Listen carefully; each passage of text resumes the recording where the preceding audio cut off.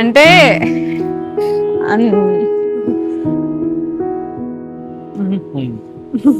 అయ్యో మరి గలీజ్ వస్తుందేమో. ఏం కాదు.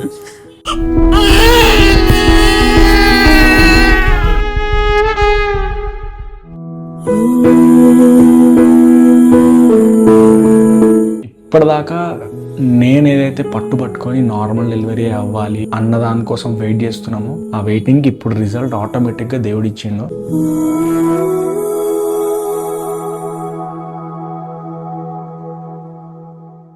Hi family, welcome back to our channel. ఇప్పటి వరకు మా ఛానల్ సపోర్ట్ చేస్తూ మా వీడియోస్ అన్ని చూస్తూ మమ్మల్ని ఎంకరేజ్ చేసినందుకు చాలా థ్యాంక్స్. ఒకవేళ మీరు సబ్స్క్రైబ్ చేసుకోకపోతే కనుక మా ఛానల్ వెంటనే సబ్స్క్రైబ్ చేసుకోండి. మీరు మా డెలివరీ స్టోరీ పార్ట్ 1, పార్ట్ 2 చూస్తుంటే కనుక మీకు తెలుసు మా డెలివరీలో ఎన్ని టర్న్స్, ఎన్ని సర్ప్రైజెస్ మేము ఫేస్ చేసినాం అన్నది. బట్ ఈ పార్ట్ లో అసలు మాకు నార్మల్ డెలివరీ అయిందా, సి సెక్షన్ అయిందా రివీల్ చేయబోతున్నాం. డెలివరీ అయిన తర్వాత కూడా మేము ఒక సర్ప్రైజ్ ఫేస్ చేసినాము. అదేంటి అన్నది మీకు వీడియో లాస్ట్ లో తెలుస్తుంది. సో లేట్ చేయకుండా let's get into the video. యాక్చువల్గా చాలా హ్యాపీగా ఉన్నా నేను. సి సెక్షన్ ఫైనల్ చేసుకొని సి సెక్షన్ చేసుకుందామని డిసైడ్ అయిపోయి సిగ్నేచర్ అయిపోయింది ఇద్దరిది. చెక్ చేస్తే వాటర్ బ్రేక్ అయింది అనమాట. ఇంతవరకు అసలు వాటర్ బ్రేక్ చెయ్యం మేము, ఎందుకంటే తనకి డైలేషన్ అయినా కూడా 3 సెంటీమీటర్ డైలేషన్ అయినా కూడా బేబీ హెడ్ ఇంకా కిందికి రాలేదు. వాటర్ బ్రేక్ చేస్తే బేబీ హెడ్ మళ్ళీ తిరిగిపోయే ఛాన్స్ ఉంటుంది, లేదంటే కార్డ్ ఫస్ట్ బయటకు వచ్చే ఛాన్స్ ఉంటుంది. సో నార్మల్కి ట్రై చేయలేము అని చెప్పారు అనమాట. ఇప్పుడు చూసి ఆటోమేటిక్గా దానంతట అదే వాటర్ బ్రేక్ అయింది. ఇద్దరం షాక్ అయిపోయినాం యాక్చువల్గా. అప్పటికి కూడా మేము ఏమనుకుంటున్నాం అంటే సరే వాటర్ బ్రేక్ అయింది బట్ స్టిల్ ఎమర్జెన్సీలో సి సెక్షన్ వేస్తామంటారేమో అని చెప్పి ఇంకా మేము కూడా హోప్స్ వదిలేసుకున్నాం. బట్ ఎవరైతే సీనియర్ డాక్టర్ ఆమె ఏం చెప్పిందంటే let's wait for the progress, C సెక్షన్కి వెళ్ళొద్దు, లేబర్కి షిఫ్ట్ చేయండి అని చెప్పి లేబర్కి షిఫ్ట్ చేసింది. ఇప్పుడు లేబర్కి వచ్చి వెయిట్ చేస్తున్నాం, కనుక ఎక్సర్సైజ్ చేస్తుంది. ఇప్పటిదాకా నేను ఏదైతే పట్టుకొని నార్మల్ డెలివరీ అవ్వాలి అన్న దానికోసం వెయిట్ చేస్తున్నామో ఆ వెయిటింగ్కి ఇప్పుడు రిజల్ట్ ఆటోమేటిక్గా దేవుడు ఇచ్చిండు. బేబీ ఇప్పటిదాకా కిందకి హెడ్ మూవ్ అవ్వలేదని చెప్పి ఆగిపోయి సి సెక్షన్కి కాంప్రమైజ్ అయిపోయినాం మేము. ఇష్టం లేదు బేసిక్గా చెప్పాలంటే సి సెక్షన్. కానీ నిన్నటి నుండి నేను ఏమైనా ఆపిన, ఫాలిక్ క్యాథెటర్ పెట్టడానికి నేనే ఆపిన. ఫాలిక్ క్యాథెటర్ పెట్టినా కూడా డైలేషన్ ఎక్కువ అవ్వలేదని చెప్తే సెకండ్ టైం కూడా ఫాలిక్ క్యాథెటర్ పెడతారేమో అని చెప్పి ఫైట్ చేసిన.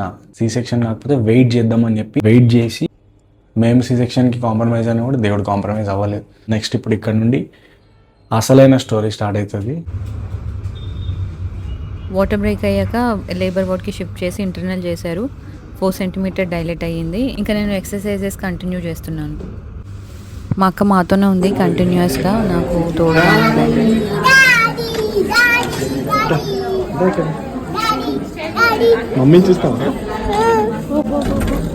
డెలివరీకి ముందు ఒకసారి ఫ్లోరికన్ చూడాలనిపించింది, తీసుకొని వచ్చారు.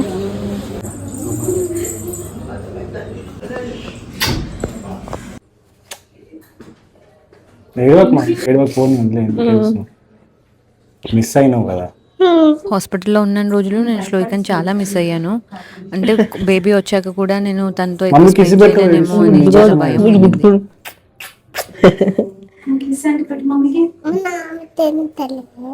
తింటున్నా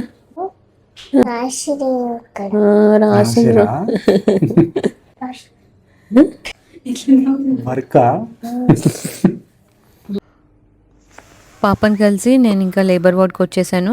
ఆయన శ్లోవికాని డైవర్ట్ చేసి ఇంటికి పంపించడానికి వెళ్ళాడు.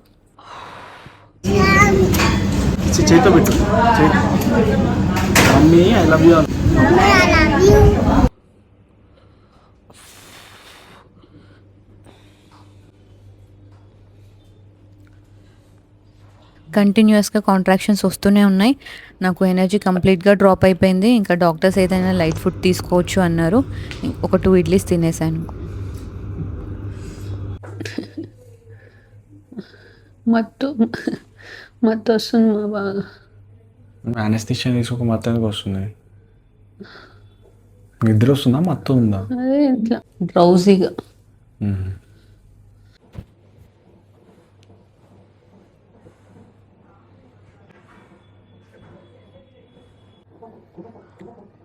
పెయిన్ వచ్చింది. 2 o'clock న్యాచురల్గా వాటర్ బ్రేక్ అయిపోయింది.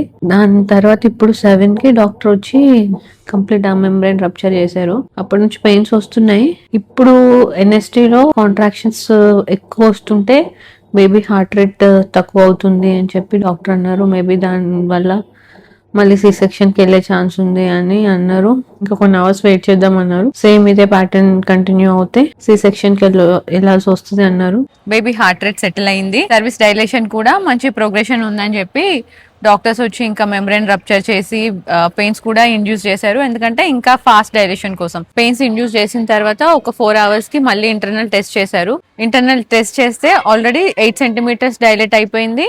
అండ్ డాక్టర్ చెప్పింది ఏంటంటే బేబీ హెడ్ కూడా టచ్ అవుతుంది అని చెప్పి. ముందు వరకు హెడ్ పైకి ఉంది అలా అన్నారు కదా, అప్పుడైతే హెడ్ కూడా టచ్ అవుతుంది, 8 centimeters డైలేట్ అయిపోయింది అంటే ఇంకా నార్మల్ డెలివరీ అయిపోతుందని చాలా హ్యాపీ ఫీల్ అయ్యాము.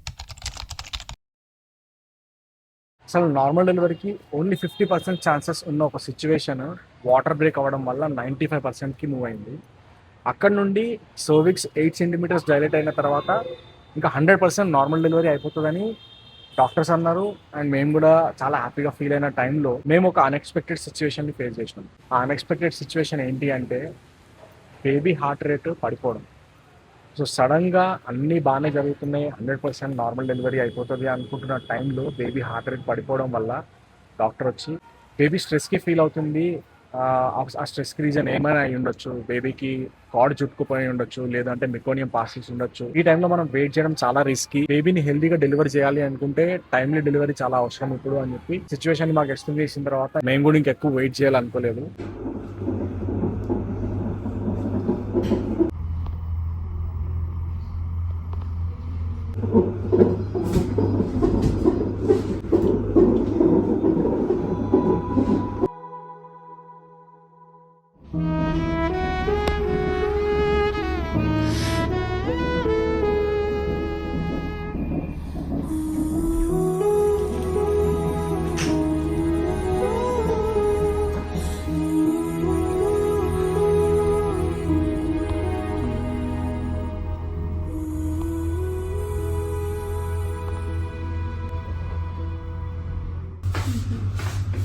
All the best.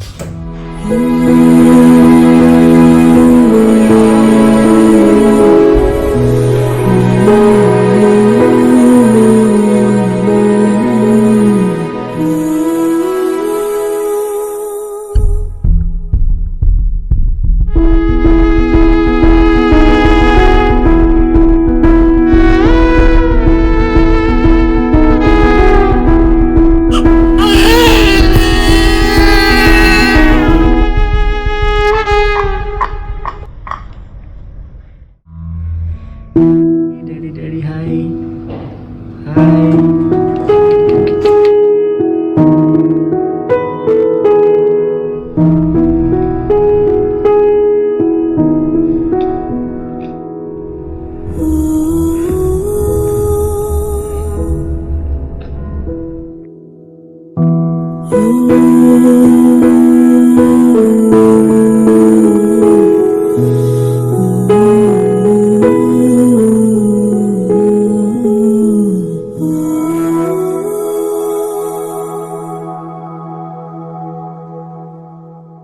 డాక్టర్స్ అసలు వాటర్ బ్రేక్ చేయడం చాలా రిస్కీ, వద్దు అని అప్పుడే సి సెక్షన్కి వెళ్దాం అన్నారు.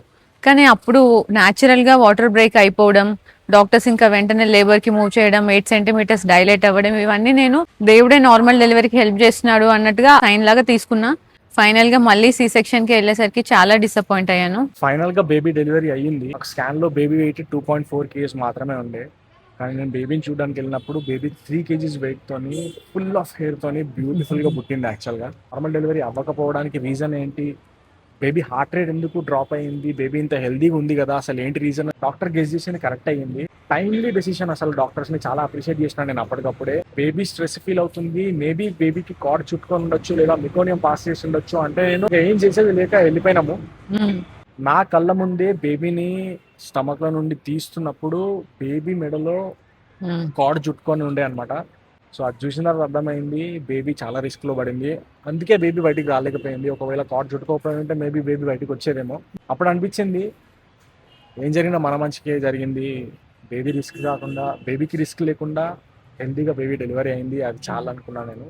అంతకు మించిన హ్యాపీనెస్ ఏంటి అంటే బేబీ వెయిట్ 2.4 kgs మాత్రమే ఉండే స్కాన్లో, కానీ బయటకు వచ్చిన తర్వాత చెక్ చేస్తే బేబీ వెయిట్ 3 kgs ఉంది. నేను లోపలికి వచ్చిన తర్వాత కనికాకి చెప్తున్నా గెస్ చేయని అడిగితే లోపలికంటే అక్కడే ఆపరేషన్ థియేటర్ లో ఇంకా ప్రొసీజర్ ఫినిష్ అవ్వలేదా, కంటిన్యూ అవుతూనే ఉంది. మీరు అడుగుతున్నారు నన్ను పక్క నుండి. డెలివరీ అయిపోయిన తర్వాత బేబీని తీసుకొని వెళ్ళిపోయి ఇంకా ఈమెకి స్టిచెస్ వేయడం స్టార్ట్ చేశారు అనమాట.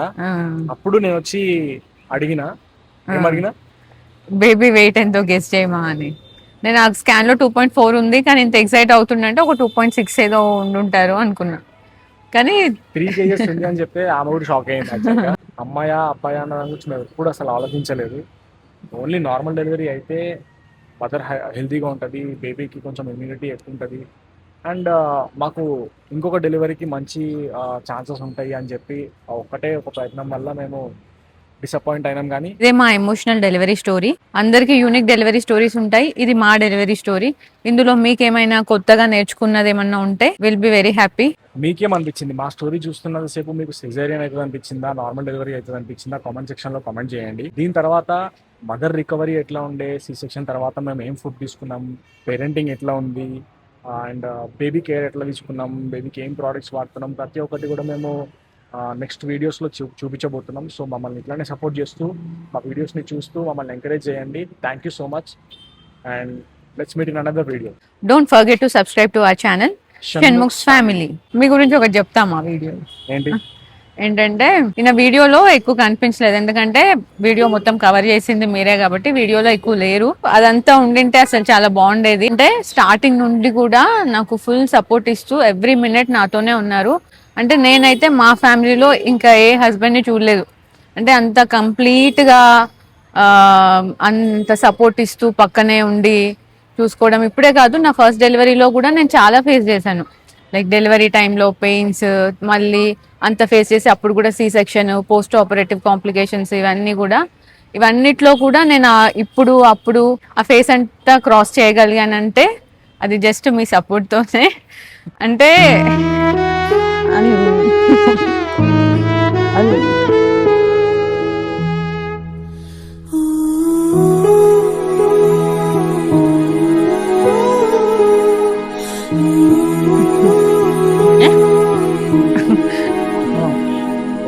ఫస్ట్ ఏడవకు.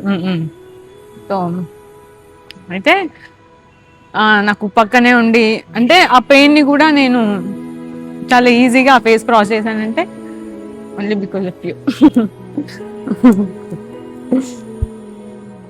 కూడా ఉంటాను అట్లా. సో కలిసి ఫేస్ చేయాలి కాబట్టే హస్బెండ్ వైఫ్ ని బెటర్ హాఫ్ అని అంటారు. సో అది నా రెస్పాన్సిబిలిటీ కంటే ఎక్కువ కూడా నాకు నీ మీద ఉన్న లవ్ అండ్ ఎఫెక్షన్ కాబట్టి నేను ప్రతి సెకండ్ నువ్వు స్ట్రగుల్ అవ్వకుండా అదొక బెస్ట్ ఎక్స్పీరియన్స్ లాగానే ఉండాలి. అది పెయిన్ అన్నట్టుగా ఉండద్దు అన్న ఒక ఇంటెన్షన్తోనే నేను ఏం చేసిన. But we are happy. మాకు ఇప్పుడు 2 డాటర్స్ ఉండడం వల్ల మేము చాలా హ్యాపీగా ఫీల్ అవుతున్నాం. మేము మాకు బాయ్ లేడు, అది లేదు అన్నది ఏం లేదు. We are very happy. 2 మంచి లక్ష్మీదేవిలను ఇచ్చిండు నాకు దేవుడు.